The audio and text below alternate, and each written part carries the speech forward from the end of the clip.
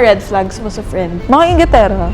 Ayoko talaga yung ikaw pa yung mali. Shame on me.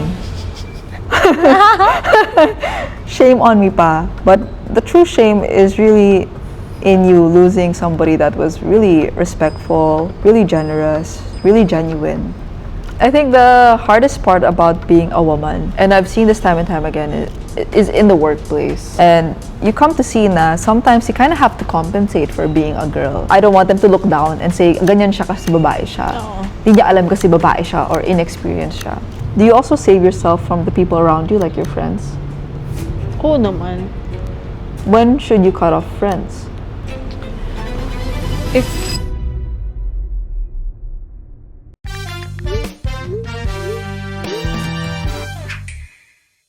Hi guys, it's Chayel. I'm shy. Welcome to the Unsent podcast where we talk about everything we couldn't and could have said. Today we're going to talk about love Lust. and loss. So this month is March. It is Women's Month. So as for us, we are two women that couldn't shut up about anything. So here we are talking to you guys again. About this random topic. Yes. So, ang mga gusto lang namin pag-usapan ngayon is regarding Women's Month. Gusto namin na lahat tayo is seen, we are heard. Even though we have this platform, gusto namin na kahit papano, makarelate kayo sa amin in our little discussions, topics. Yeah, I think from what we've read earlier, Women's Month is more to kind of celebrate and highlight the sacrifices of women, the contributions of women all throughout history. That's spanning from the years in which they were just secluded sa bahay lang, and now where we've evolved enough to include women in the workplace. Siguro I want to start it off by saying my own, what I think women struggle with the most. Me being, a woman myself. Di naman di ata halata. My ano tawag dito? Adam's apple. Yeah. I guess my body is a bit confused. My body is a bit confused. I think the hardest part about being a woman, and I've seen this time and time again, is in the workplace. Me, I've been working for a few years now, and I started off working at C-suite level talaga. So that means high level, boss, owner, CEO, founder, all of that. When you're in that type of scene, makikita mo na sobrang onde yung mga babae doon. Oo. Makikita mo, usually ikaw lang yung babae in the room. Usually in meetings and in tables, I was always the only girl. But not only that, I was always the only kid. And by kid, I mean like somebody in their 20s. Everybody was like 50, 60, 40. And you come to see na sometimes you kind of have to compensate for being a girl. Yeah. In those situations. Like for context, at the time, I was CFO. Parang, I knew dapat lagi akong presentable. Hindi ako pwede kagaya ng mga lalaki na papasok lang in sweatpants. Or hindi sila prepared in that meeting. I knew in every meeting, because I assumed that I would be the only girl, ayoko mapahiya. Yeah. I don't want them to look down and say, ganyan siya kasi babae siya. Hindi niya alam kasi babae siya or inexperienced siya. So parang, I guess being a woman, you kind of have to compensate for it in the workplace. Kaya lagi kang kailangan prepared. You always have to try to be the smartest in the room. Yeah. Like you come into it with research, you come into it with full prep, and I don't think a lot of men feel that way. Yeah. Hindi sila pressured to go in the workplace na dapat put together sila kasi they can just go in whatever form they can be in, di ba? Parang, You'll be respected regardless. Oo. Kasi they're a guy. Yeah. But I feel like even beyond that, one of the biggest struggles of being a woman is you don't just prove yourself in the workplace. You have to prove yourself at home, as a daughter, as a mother, as a sister. So parang your worth is tied to so many things. Yeah. Your ability to care, your ability to organize, your ability to be reliable, be dependent, and also, kung ngayon you're working, maybe even provide. Yeah. But sa lalaki, it's just your ability to provide. Yeah. Sa atin, the measurement of a woman is in so many things. Ang daming aspects na kailangan dapat Magaling ka. top ka sa mga sa school, sa workplace, sa bahay, dapat kahit pagod ka na as a mom, daughter, as a sibling, kailangan ano ka pa din, maayos ka kasi babae ka. You need to be able to excel in every aspect. Kasi nakikita mo yun eh. Sometimes when there's a successful man, when he's rich, oh, congrats. When it's a woman, hala, sayang, wala pa siyang anak. Mayaman siya pero wala siyang anak. Ay, hindi siya mabubuntis. Mayaman siya pero wala siyang asawa.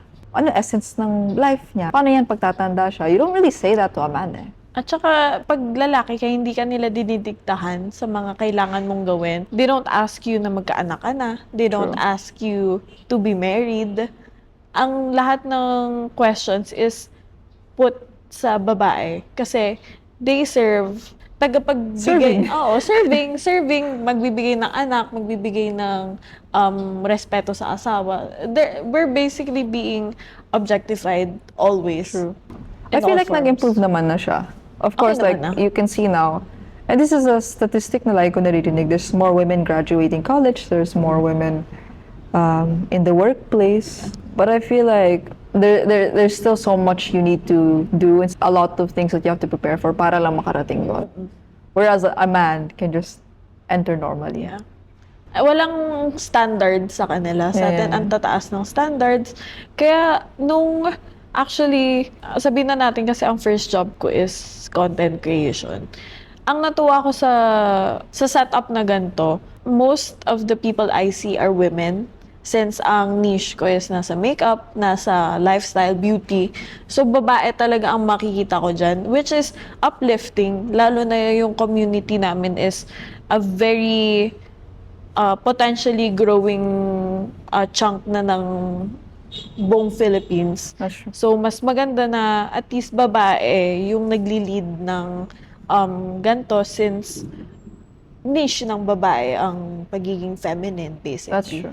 Kaya nakakatuwa na I see yung mga achievements ng different girls sa segment ng work ko. Since ang pinapakita nila doon is kaya ng babae.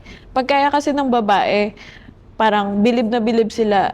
Pero it's just the basic thing eh. Parang she just did this ordinary thing. Pero sa mata ng lalaki, extraordinary yun. Kasi babae siya. Parang, wow, paano niya nagawa yun? Ganon.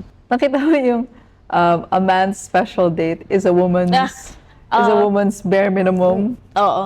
Parang, yung context nun is, a guy can just take you out to a normal dinner. Pero yung context ng being friends with a girl, being with a woman, or surrounded with women. And no, Ano, it's social. a Ganun ba? specific line eh. Like, the best man is only an average woman. Something like okay. that. Like, Okay, what a makes man sense. can provide to its maximum level is what a woman can provide on a day-to-day basis. Damn. What a normal woman can Oo. provide. I believe that. Go girls, go women. Yeah. I think one differentiator now of women in our age, in women, siguro mga moms natin, women are much more welcome in the workplace, diba? Yeah. They can earn their own money, they can provide from themselves. In this day and age, but you still want somebody that provides for you? If kaya mo na ng sarili mo? Matutuwa ako pag may mag-provide sa akin, pero knowingly that I can provide for myself kasi I work hard as much na para ma-achieve ko yung mga gusto kong gawin, bilhin yung mga gusto kong bilhin. Kaya ko siyang gawin mag-isa. But if a person would have this mindset to provide for me willingly, na walang halong sumbat or anything, okay lang. Masaya siya sa feeling kasi you feel valued kasi may nakakaisip sa'yo na they would provide for you. Pero ako, it's a 50-50. Parang, kaya ko naman. Pero okay din pag may magbibigay sa akin. Ikaw? Would you ever date a broke person? No. You've learned. Not again. anymore. Not again.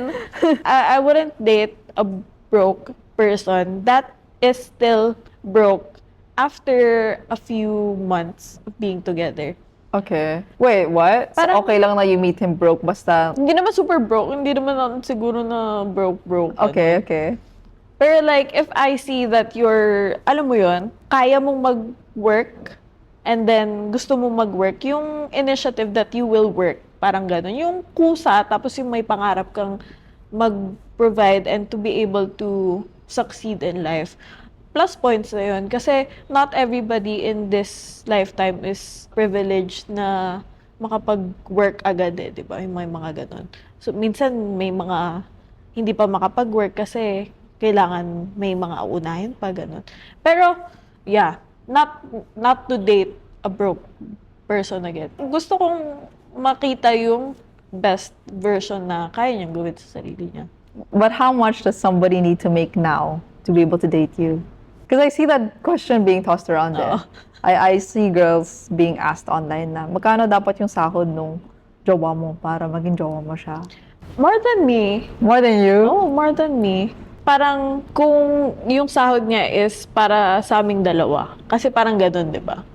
Kasi kapag yung para sa kanya, nasa mindset niya na mag-provide, syempre, gusto niya din alagaan yung sarili niya with me in it. So, kung mas lower sa akin, sino sa amin ang mahirapan, di ba? 50-50 kayo. Oo. Pero, yeah. Do you have like a specific number na dapat 100, 150, 200, 250, 20, 30, 40? Reasonable ngayon, sabihin Oo. natin...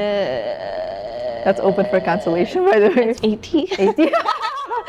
Cute pa yun, cute pa yun, 80. Pwede pa yun sa 80, ganyan. Pwede na yun. Low ball na kapag below nun, I think. I've dated people that have made less than that. We're taking a quick break to say thank you to our sponsor, Crema Social. Crema Social is an international dating app where you can meet people all over the world. Would you date a broke person? Not necessarily like super broke, right? di ba? 'Cause not like, of course, you want somebody that is doing something with their life. I've dated people that have made substantially less than me, as in like sobrang liit lang. Pero because I know na they were capable of so much more, Yeah. and they were trying to be more. Hindi yung parang may potential siya pero wala siyang ginagawa. Tamad. Because there's potential and there's action backed by Yeah. that potential. I still stay kasi for me respectable enough naman yun eh. Respectable na you're trying to do something with your life at hindi ka lang kampante kung nasan ka. So, not necessarily somebody that makes zero, but okay lang if somebody makes smaller than me as long as they're trying, as long Oo. as may pangarap sila sa buhay. Yeah. But if you were to ask me like, how much? How much should the person make for you to date them? Like, are you asking like in terms of specific number? Go. At least 1/4 ng income ko. Considering the Minimum yun. At least 1/4 ng income. Okay. Considering yung Philippine economy. Yeah, actually. Not everything is very realistic to expect. Dapat mag-million ka, boy. Oo. Ako nga, hindi pa dahil dun eh. Oo, yun, di ba? So, at least 1/4 ng income po, I think is realistic and respectable. Siyempre, mas maganda kung mas malaki sa akin. Oo. Pero kasi, since I date women more than men, I tend to like to provide. So, sometimes okay lang talaga sa akin na kapag, like, hindi malaki yung Okay. income. Oo. As long as, yun nga, may sarili din siyang mundo, may sarili siyang work. Hindi yung just leeching off of me. Yeah. So, it's okay for me to provide. It's okay for me to pay for things. As long as you also have your own thing going on. Okay lang kahit bayaran ko the things that you want. Pero dapat, nakikita ko na may ganap ka din sa buhay mo. May sarili kang work, you're trying. Hindi lang ikaw yung kumikilos. Yeah. kumbaga. Like, you don't have to be making as much. You don't even have to be making half. As long as I know that you're busy and I'm not your full safety net, full backup plan mo sa Yeah. life. May pangarap ka pa rin, right? Then that's okay. Not, housewife na housewife. Because You need your own money. you need your own money. I need somebody that can also carry their own weight. Yeah. Hindi lang puro hingi ng hingi. Because Kasi nakakahiya. Like, I don't get the other people na... hindi naman I don't mind actually yung mga binabayaran ko. Ayoko lang na wala kang mundo outside of me. Yeah. Like, you could be a Pilates instructor for all I care. Like, probably doesn't make much, but Yeah. at least you got your own career. Yeah. At least you have a hobby outside of, You're chilling at doing house. something. But it's very different if I'm dating a man. Pag Oo. man, I want them to provide for me. Or at least 50-50. Oo. Know what I mean? Oo. Hindi yung ako yung carrying the weight. Yeah. At the very least, if I'm dating a man, it has to be 50-50. Yeah. Or siya talaga lahat. But I will never pay more Than a man. than a man. Yeah. Because I think I've done that before. You've Parang- done that. Nakakahiya kasi. Like, Parang ikaw na isn't that the nahiya. essence of being a man is to provide and protect? And if I don't feel that, sana nang babae na lang ako, di ba? Sa babae, I feel the need to do that. Pero pag sa lalaki, you protect and provide for that man. Parang nawawala na yung masculine energy niya. Yeah, true. At mas nagiging masculine ako. Mm-mm. Why would I want to be masculine with a man? I could be Yeah. masculine with a woman. Yeah, Di ba? true. One thing I know is it's really hard for you to succeed in a relationship if you love that person just because of their potential. Kasi yung potential na yun, it is something that you're not sure of. Hindi ka sure na gagawin niya in the future. You're not sure if that could be even possible. Kung magbabago ba siya in terms na for the better. Masakit lang kasi siya kasi parang you're waiting for the inevitable. You're waiting for a day that might not come. Oo, hintayin mo yung specific moment na hindi mo talaga alam kung dadating ba siya sa'yo. Dating somebody out of their potential and kung ano yung naiisip mo na pwede niyang ibigay sa'yo in the future is not guaranteed also. I think it's good to have faith in somebody. It's good to believe in somebody and be positive. But you also have to be realistic. Kasi when you just look at somebody's potential, you're hoping and praying and waiting for a day that might not come. But you have to be realistic and grounded enough to see who they are today. Yeah. If who they are today isn't enough, Yeah. who they are today isn't who you would like to be with in the future, you have to rethink your decisions. Kasi this potential that they have, it's in your mind. It's your own vision. Malay mo, that's not what they think. That's not what they know that they're capable of. So you can believe in somebody so much. But if what they're showing you today is contradictory to what you believe in the future, you really cannot force somebody to become who you want them to be for your own sake. Even if you think na ikabubuti niya yan, even if you think na this is for their own benefit. If they cannot bring themselves To do it, if they do not want to improve themselves, or if they're so stuck in the version that they are now, it's not your fault if they remain there forever. That's the price they have to pay for complacency, for stubbornness, laziness. Right? And you have to save yourself from that situation. If kung sino man sila ngayon, hindi yun yung tao na kaya mo, na gusto mo, at naghihintay ka lang sa empty promises, you gotta move forward. You gotta pick yourself up. It's not worth the love pag ganun. Kasi if you see them as stuck, you're stuck Yeah. with them too. So it's just a cycle between the two of you na mahirapan kayo parehas umalis. That's Kasi, true. do you know this analogy? Yung parang a knot. Once, kasi syempre, intertwined na sila together. Pero, hanggat hindi mo sila niluloosen up, then you just pull and pull and It'll pull continue. away. It just continues to be stuck together kasi they don't give them time to loosen up a bit. Parang masyado silang focused on other things. Kaya masustuck talaga sila in the relationship basically. At maghihilaan kayo pababa. Siguro there's a difference, right? Like you can always believe in your partner, but there's a difference between belief and also being naive. Yeah. If you're naive, I think I said this before. You're only naive if you're one of two things, right? If you don't have the history or track record to back it up, or if wala kang action to actually do it. So let's say, sasabihin ko na yayaman ako bukas. I feel like people will believe that Yeah. kasi nga, I have the willpower to act, and Yeah. also I've done it before naman na I was able to Do it. from rags to riches, right? Yeah. Some unemployed homeless person says that because there's no track record and you don't know if there's action. Oo. You're just being naive kasi alam mo wala talaga mangyayari. Oo. So you can believe in somebody as long as they have the track record to prove that they've done this, they're able to do this, they're capable of doing this, or may ginagawa talaga silang action to kind of improve. But if wala yun parehas, you're just being naive and waiting for nothing. Nothing. Wishful thinking na lang siya at this point. So, I think that's what you kind of need to realize na kung wala siyang track record to do it, or wala man lang siyang ginagawa Action. to get to it, it's very hopeless. Para din siyang imagination mo na lang. Yeah. You're basically imagining a life with them that may never come because You're just gambling. if the relationship is not going well as of now. Yeah, So yeah. wala, nababaliw ka na lang for no reason at you're causing yourself to lose yourself in the process of it. Yeah, because I've seen it not just with relationships, like with people that I know, sasabihin nila na, ay, don't worry, next month, may million na ako. I don't want to be negative, but because I've seen this person not work for years, I've seen this person literally just hingi-hingi, walang racket, tamad lang. Ooh, okay.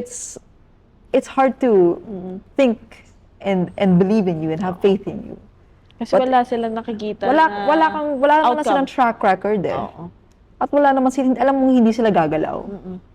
But if let's say you tell me that like, okay, next month Jay, may ano na ako. I'm like, oh, okay, yeah, that's possible. You work, you have brand deals. Yeah. That's totally possible. True. So, right, like there's a difference. Like you need to understand patterns. Yeah. Basically, look at somebody's patterns. If the patterns don't align, bounce. Yeah. Save yourself from Yeah. it. It's Yeah. not worth losing Yourself. yourself, your sanity for it, actually. Yeah. If you want to support our podcast in any way so we can improve and get the guests that you want, please subscribe and support us on all platforms. Speaking of saving yourself, right? We talk about saving yourself from people that have empty promises, saving yourself from people that you just see potential in. Do you also save yourself from the people around you, like your friends? Oo naman. When should you cut off friends? If they bring you down, like, not even just dragging you down with them, they're basically putting you there. Parang binababa ka na talaga nila. Kasi I had this one friend before na I felt that she was somewhat I cannot know. Kasi hanggang ngayon, hindi ko alam yung reasoning niya behind all of her actions eh. I think she was just really jealous. Or at the same time, she was a bit of...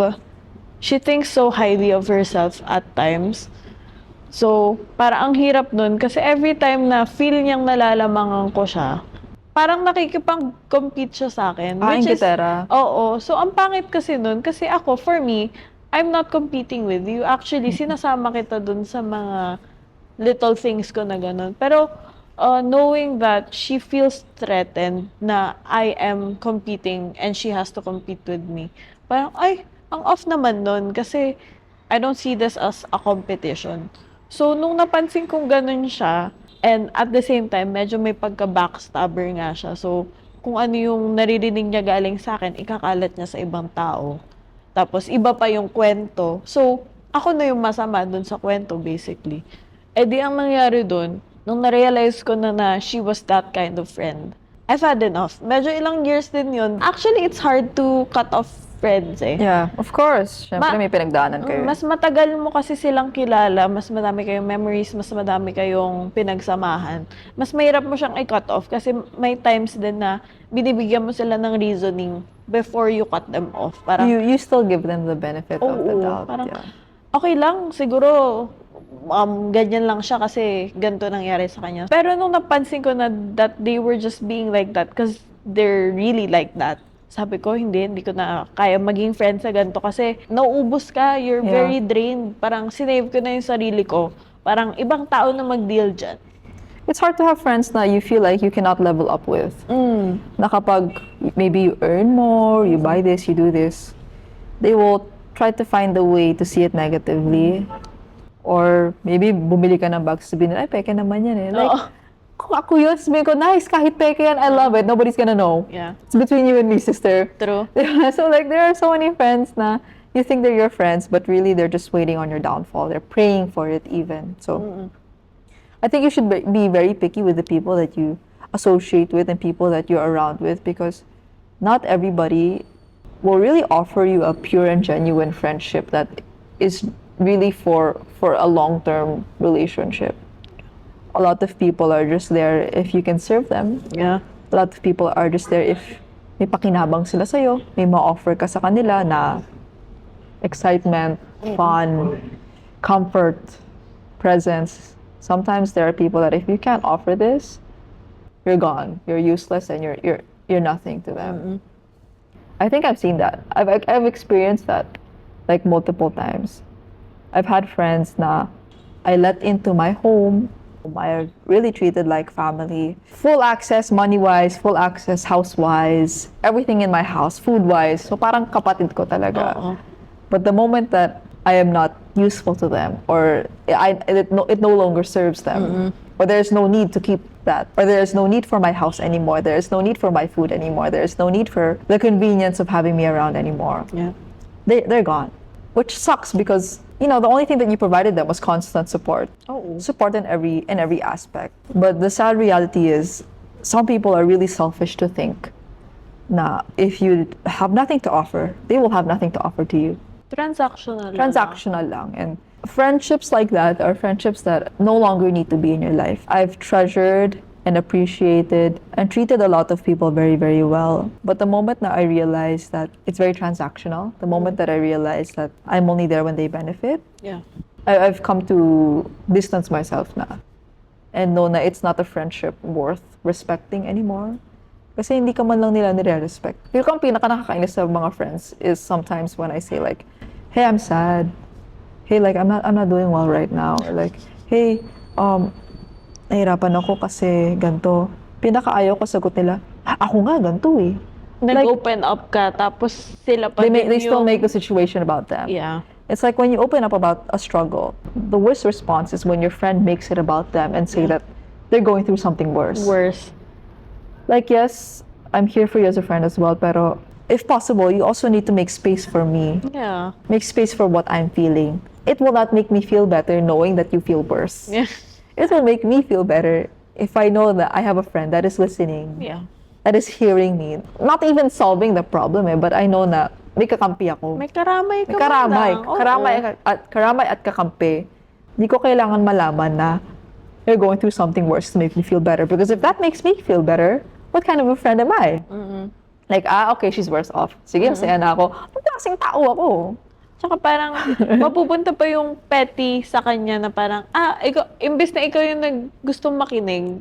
I have to comfort you now. Oo. So, wala na yung capacity and time and space for me. Oo. So, I really hate people like that. I hate, lalo na alam mo na tindato mo naman sila na maayos. Totoo. Sila yung mga taong papalit-palit ng friends. Oo. Diba? Like, you can see nobody sticks around. Yeah. Kasi, they just use the people around them to their benefit. Kunyari, beneficial ka sa kanila for like a month or for the specific thing. Ikaw friends yan ngayon, ikaw hihit up niyan, ikaw ang kakausapin. Pero once that person doesn't see something beneficial sa'yo, wala. Parang ikaw pa yung itatapon nila to the side, knowing na you help them. Tapos, they think na sa kanila lang umiikot yung mundo. The sad thing is these people are sort of narcissists. And if you don't let your world revolve around them, if you don't serve them the way that they want you to serve them anymore, they think you're in the wrong. Ikaw pa yung mali. Shame on me. Shame on me pa. But the true shame is really in you losing somebody that was really respectful, really generous, really genuine. Yeah. And if you're able to find a real friend like that, then good for you. And if you lost a friend like that, then the true shame is on you. Because that's not easy to find in this generation. So if you do have people like that that are loyal to you, you should really keep them.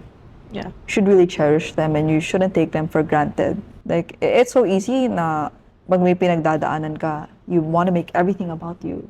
Bakit naman? That's great. Of course, take care of yourself. Yeah. But if you want friends, you also need to accommodate your friends Yeah. the way that they accommodate to you. Give and take. Ba? Parang open sila about them, but they're not open to you. Like we can talk about them all the time, but the moment that you open up, ganun ba? Sige, Okay, ganito so ako kasi. na lang. Yeah, so parang it's so draining to talk to friends that just want to talk about themselves all the time, that want the world to revolve around them all the time. Ano pa ba? Ano pa ba pag-uusapan natin kung puro mundo mo? Parang, That's your world, sister. Oo. Like, I'm out. Fine. okay na yan. Parang isang segment lang muna. Yeah, Next, so, iikot yung kwento. Yeah. Hindi eh. Like, there are people talaga that are so self-absorbed na if the topic isn't around them anymore, if the attention isn't on them anymore, they Bubuho still mundo nila. find a way to kind of seep through that Yeah. and make it about them. And at the end of the day, like, these people shouldn't be your friends, but it's also kind of sad to realize na may mga gantong tao Ang that daming ganito. are so insecure, that are so attention-seeking, na kailangan tungkol na lang lagi about them. Sa kanila. And they do not have the emotional capacity and the maturity to care for others because they're so self-centric. And At they don't saka- even know it. Yeah. They will never admit it.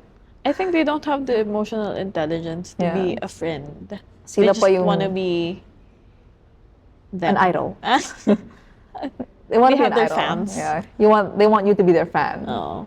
And there are relationships like that, of course. There are relationships wherein somebody is a fan, but I'm not a fan. I'm a friend, right? I don't worship the ground that you walk on. We So, are equal. We are equals in We this are equal, relationship. yeah. And if somebody shows you that in a friendship, one is higher than the other, rethink your decisions. That's not your person anymore. Yeah. And the sad reality is these people, they don't even think that about themselves. They will, they always think na sila yung tama. Yeah. Yeah. They think na late or never nila marirealize na they've done all of this to you. They will say, Pero kahit sabihin mo nga yan sa kanila, hindi they will talaga, never accept yeah. it. Yeah, yeah. They will say na you betrayed them, shame on you, You're attacking them. you're attacking them, you disrespected what we've been through, you put me through what other people put me through. But at the end of the day, bro, like there's a reason why nobody sticks with you.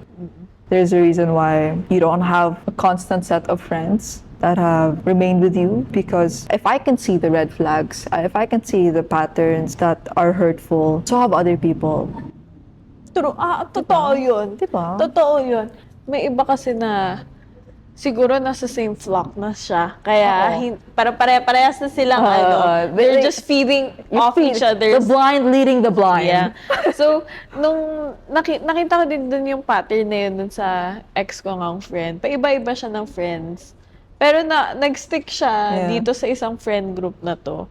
I think pare-parehas sila. Yeah. Parang, Birds of a feather. inaano nga nila, hina-hype up nila lahat Yeah. ng kasamaan ng ugali nilang lahat. So parang, konsentidor sila na, ginawa mo yan, okay lang. If they're so convinced, if may sarili na silang story in their mind, whatever you try to tell them, whatever defense, Yeah. or whatever reasoning, Wala na yun. wala na yun eh. So, it's better to just give up. For me, there are people that have confronted me about it. But for me, like, I just chose my peace, bro, because I knew they would never accept it. They would never actually agree. And it would just be a constant fight. Yeah. But it's just sad to admit that some people are so low. Some people are not emotionally mature enough to really see where they went wrong. Yeah. And they will continue to push the narrative that they have been wronged by people, they have been betrayed by people. Shame on everybody around them but themselves. Red flags sa friends. Red flags sa friends, mga inggitera. Ayoko talaga yung the people that always say, ay, inggit ako sa'yo, ay, sana ganyan ako, right? Like, we're here to really improve each other. We're here to pull each other up. But if all you can think about is what I have that you don't have, and you're coming from a place of lack, Yeah. you're coming from a place of envy, such a disgusting feeling. It's such a disgusting emotion. Friends that act like partners, or friends that demand as much as partners. There are friends that want you to act like they're jowa in terms of like, kailangan full attention mo on them. Kailangan all your time is on them. And when you don't give them that time, Okay, gets. you know what I mean? Oo. Like there are some friends that really demand so much from you that when you spend your own time, it's offensive to them. When you don't reply, they take it personally. When you don't spend all your time with them, they feel like it's an attack on them. Yeah. So I think the most red flag of friends are the friends that are very draining of energy, of time. Yeah. Some friends also, there are friends that you can hang out with all the time, but there are some friends that really take up so much of your energy. And those are the red flags. for me. Nakakapagod. Oh, nakakapagod. Kasi like, you know, hindi naman kita jowa, be. I don't have to take care of you. I don't have to accommodate you all Yeah. the time. Like, I'm here to be one call away, Yeah. but do not call me All the every minute, time. all the time, bro. Like, I have my own stuff. if you like me, just tell me. But if you want to be on call 24/7, like there's ChatGPT for that. You True. can talk to ChatGPT. Meron nga akong friend, tumatawag siya sa akin yata, middle of the night. That's okay. Okay naman Hindi, siya. okay, hindi ko kasi nasagot. So, tumatawag siya middle of the night. I think I was asleep. Obviously, it was the middle of the night. And then, pagka-open ko ng message ko no morning, galit siya sa akin, ba't hindi ko daw sinagot. He's been always, ako daw nagme-message sa Nanunumbat? kanya. Nanunumbat siya basically na parang, ngayon lang kita kailangan, ba't di mo pa sinagot yung tawag? So, nag-explain ako sa kanya. Sabi ko, sasagutin ko yan pag nakita ko. Kasi tulog ako so hindi ko masasagot. So, I felt like, doon ako na bad trip. Kasi nung narinig ko na, bigla siya nanumbat about the friendship na parang binaliwala niya lang yung friendship namin because of that one call that I didn't answer. Parang gumuho na yung mundo niya. Nag-explain ako sa kanya. Sabi ko, I'll answer your call in a heartbeat. Pero when I cannot see it, the call, syempre tulog ako. Hindi ko talaga maano yun. Ang pangit lang na to think na bigla niyang isusumbat yun sa akin. Kasi siya, lagi siyang andyan. Ganyan. Yeah, I think you should be able to depend on your friends, but you also should know that they have their own lives. They're also busy. Maybe they're even going through something that they're not ready to open up to you about. They're not mentioning it to you as of the moment. So when they're absent, you shouldn't take it personally. May sarili naman silang feelings and maybe even problems. Not everything is about you. Wag dapat iniisip na pati problema nila dapat kailangan buong-buo mong alam. Or at the very least, hindi mo dapat iniisip na ang actions niya are against you or to betray you. Sometimes, some people are really just in survival mode, financially, mentally, emotionally. Yeah. And sometimes people aren't ready to kind of take on that emotional load that you're going to dump on them. Kasi minsan alam nila na baka magta-trauma dump ka na and maybe they're not ready for it. Yeah. You can't take that personally. Oo. Diba? And it goes both ways. Like sometimes when I'm feeling very sad, like high emotions, I tell my friends like, hey, like I'm not really in the best space right now. If you're gonna open up to me, feel ko I will not have the best response. I will be absent-minded. At least be transparent na, hey, I'm not okay right now. So para kahit papano, they know what To expect. to expect, kung anong pwede na marinig sa'yo. Tsaka kung hanggang saan lang ang emotional capacity mo right now. Like, you can open up. You can open up and I'll listen. But I'm not going to be the best at giving advice or responding because my mind is also scattered right now. Tsaka everybody has emotional baggages. Yeah. Everyone has. Parang, ikaw meron, ako meron, kahit sinong makausap po dyan, meron. But you don't know how heavy it is for that person at that specific time. Kaya hindi mo alam kung gaano ka-sensitive yung kausap mo or gaano ka-strong yung kausap mo at that day. So, you never really know talaga. Yeah. Did you ever cut off friends? Oo. Kasi pag kinut off mo talagang friends, wala ka na talaga sasabihin with them, right? Like, cut off talaga. Like, no explanation needed, no closure for both of you guys. Parang, siguro napagod ka na lang din in regard to sustaining the friendship. Kasi, draining na sila. They don't want me succeeding or at the same time, they don't want to see me in a different place kung saan nila ako nakasanayan. So, basically, ang nangyari before is lagi nila ako maaaya ng inuman, madali nila ako maaya sa galaan. Pero ngayon kasi, syempre, I have my priorities. You have a job, actually. Meron akong mga kailangang gawin. So basically, nung nagno-no na ako sa mga invitations nila, they took it personally na akala nila na I'm changing. Well, I did change. Syempre, I have... But for the better. For the better. I felt sad na they were taking it against me na I was growing as a person, I was achieving more. Ang gusto ko lang sana is, at the same time, maging proud sila sa akin. Pero, tinake against kasi nila yung pagnono ko sa invitation sila as something that is personal feel nila na kaya hindi ako pumupunta kasi busy Ayaw mo na na ako sila. with other things or binabackstab mo sila. Oo, ganun. But like, it's not the case because an adult friendship should always respect the time of your Yeah. friends. Kasi hindi na tayo bata na wala na tayong ginagawa. Basic na paglilinis nga ng bahay, ilang oras yan eh, di ba? Paglalaba. Paglalaba, pagpapahinga po ba nga lang, hindi na bilang yun sa mga gagawin mo. So, dapat well thought of yung araw natin kasi we're functioning adults. Yeah. Hindi na dapat kailangan tampo-tampo because hindi ako nakapunta sa isang ganap, hindi ako nakapunta sa isang event because you guys think na diniditch ko kayo. It's not the case. Tsaka sana they were open to me explaining it. Parang Yeah. hindi na nila ako pinag-explain. But the worst part is they didn't let you explain, but they also cut you off, and they tried to do things that they know that would hurt you. So it's like they got hurt and attacked. Yeah, parang Parang bata. Yeah, these are women older than me. So, kaya dun ako na-disappoint siguro ako. Kasi parang, I should have known better. They should have known better. Kasi mas matanda sila sa akin. Pero parang, ako pa yung nag-act na Yeah. mas mature in the...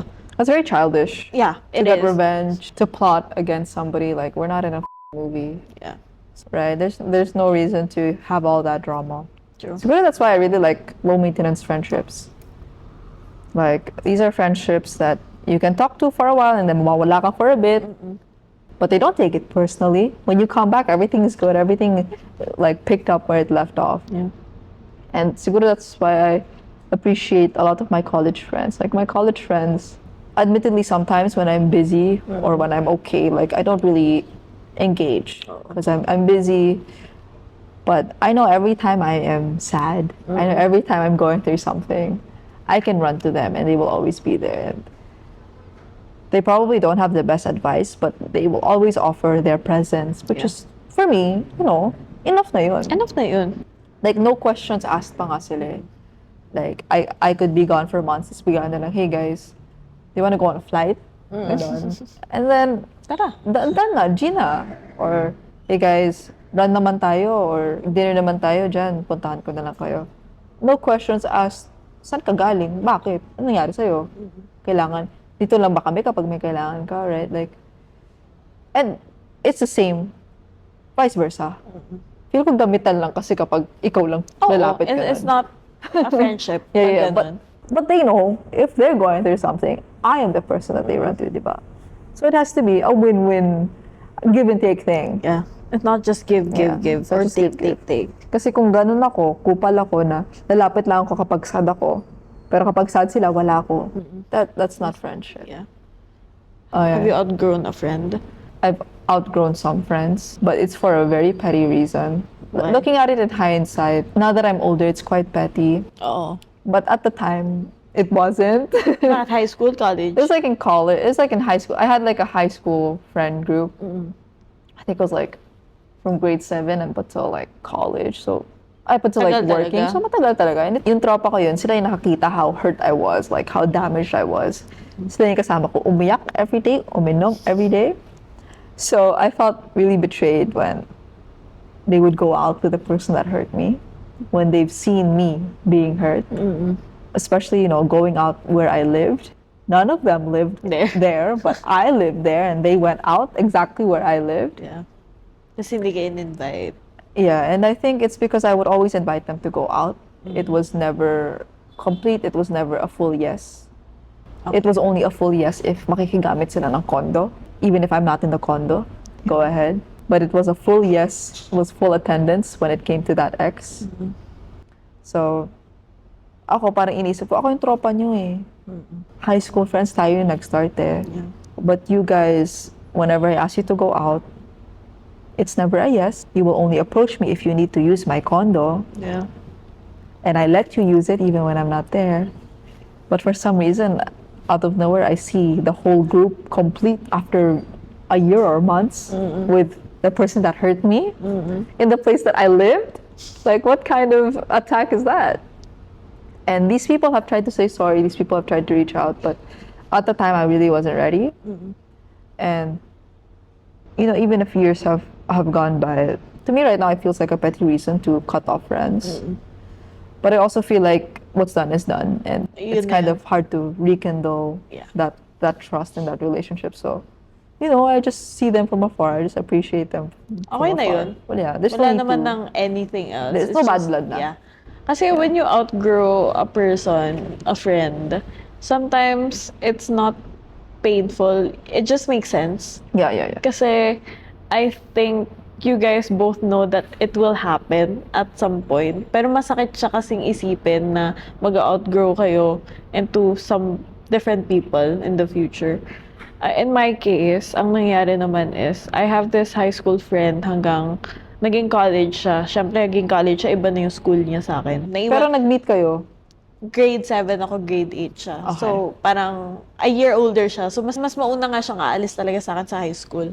So, when she went to college, medyo parang gumuho yung mundo ko kasi parang wala na akong kakampi sa school. Sabi ko, kasi iyakin ako nung high school ako. Bawat feel ko may anxiety attack ako or something, bababayan sa floor ko. Nasa CR ako kasi nanginginig na ako ganyan. Tapos, sobrang lala ng anxiety ko nung nawala talaga siya. Kasi feel ko talaga wala akong kakampi nun. And then, but at the same time, ako yung reason kasi bakit siya naman nag-outgrow sa akin. Parang, siya yung, mas naging better yung life niya than me at that time. Kasi nung high school to college ako, parang medyo pasaway pa din talaga ako, tas party-party pa talaga ako, ganyan. Siguro nagsawa na lang din siyang pagsabihan ako lagi ka na nasasaktan sa ganito, lagi ka na lang lumalabas. Parang, you're not growing as a person. Parang ina-expect niya kasi talaga ako na, ayaw niya na kasi ako nakikita nasasaktan. So, lagi niya ako pinagsasabihan.